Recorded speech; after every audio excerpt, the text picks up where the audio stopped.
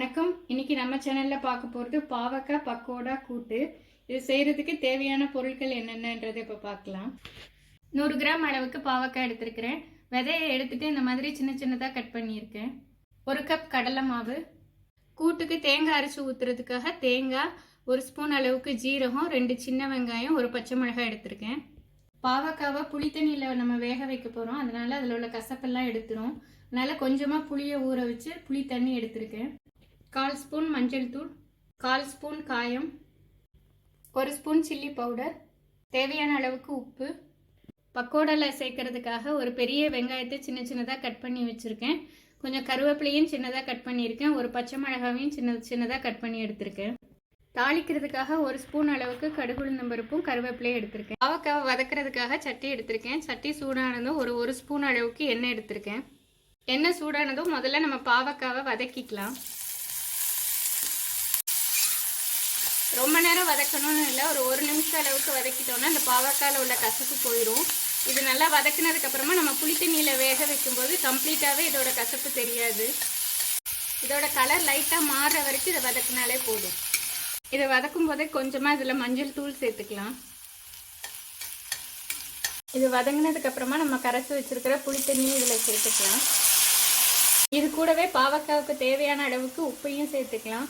புளி ரொம்பவும் கரைச்சி ஊற்றிடக்கூடாது, அப்புறம் புளிப்பு டேஸ்ட் வந்துடும். அதனால் கொஞ்சமாக புளி சேர்த்து தண்ணி சேர்த்துக்கிட்டாலே போதும். பாவக்காய் வேகிற வரைக்கும் மூடி போட்டு வேக வச்சிடலாம். பாவக்காய் வேகிற டைமில் நம்ம பக்கோடா செஞ்சிடலாம். 1 கப் கடலை மாவு எடுத்திருக்கேன், 1 ஸ்பூன் சில்லி பவுடர், பக்கோடாவுக்கு தேவையான அளவுக்கு உப்பு, காயம், சின்ன சின்னதாக கட் பண்ணியிருக்கிற பச்சை மிளகாவையும் சேர்த்துருக்கேன். இப்போ கருவேப்பிலையை சேர்த்துக்கிறேன். இது கூடவே நம்ம கட் பண்ணி வச்சிருக்கிற வெங்காயத்தையும் சேர்த்துக்கிறேன். இது கூடவே கிறிஸ்பியாக வரணுன்றதுக்காக 1 ஸ்பூன் அரிசி மாவு கூட சேர்த்துக்கலாம், ஆனால் நான் இன்னைக்கு சேர்க்கல. இப்போ கொஞ்சமாக தண்ணி சேர்த்து பக்கோடா அளவுக்கு பிசைஞ்சுக்கலாம். பக்கோடா பொரிக்கிறதுக்காக எண்ணெய் சூடு பண்ணியிருக்கேன்.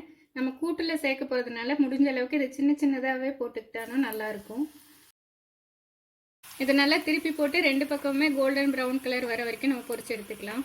பக்கோடா நல்லா ஃப்ரை ஆயிடுச்சு. இப்போ இதை தனியாக ஒரு பவுலில் எடுத்து வச்சுக்கலாம்.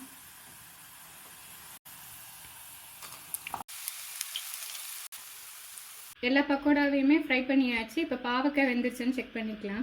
பாவக்காய் நல்லா வெந்துருச்சு. இது கூட நம்ம தேங்காய் ஜீரகம் அரைச்சி வச்சது சேர்த்துக்கலாம்.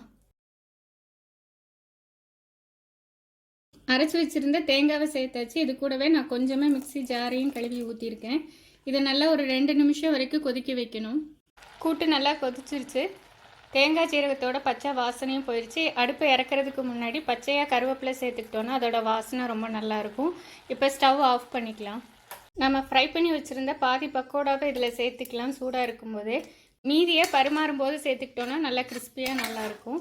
இப்போ இது ஒரு தடவை நல்லா கலந்து விட்டதுக்கப்புறமா தாளித்து ஊற்றிக்கலாம்.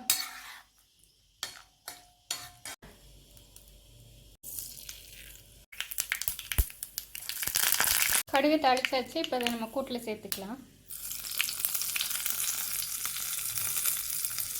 பாவக்காய் பக்கோடா கூட்டு ரெடி ஆயிடுச்சு. இது நார்மலாக பண்ணுற கூட்டை விட இது நல்ல வித்தியாசமான டேஸ்ட்டில் நல்லா இருக்கும்.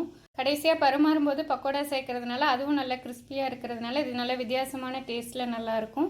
பாவக்காய் இல்லாமல் மற்ற காய்கறி வச்சு நம்ம கூட்டு பண்ணும்போது இதே மாதிரி நம்ம செஞ்சு பார்க்கலாம். இந்த வீடியோ உங்களுக்கு பிடிச்சிருக்கும்னு நினைக்கிறேன். நீங்களும் ட்ரை பண்ணி பாருங்கள். இதே மாதிரியான இன்னொரு வீடியோவில் உங்களை சந்திக்கிறேன்.